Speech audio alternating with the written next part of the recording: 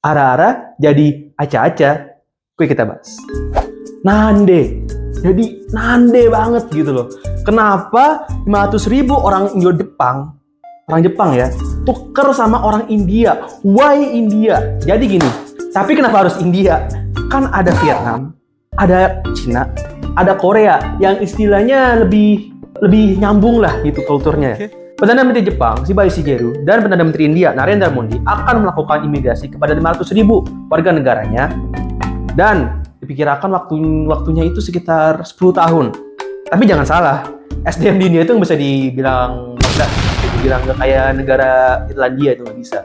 Negaranya itu memiliki 1,4 miliar jiwa.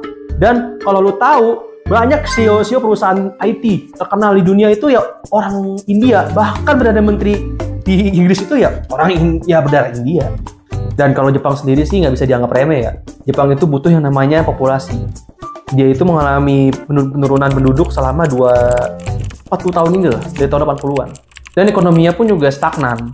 Jadi PDB-nya itu bahkan minus selama 2 kuartal ini. Dan angka kelahirannya juga turun, men.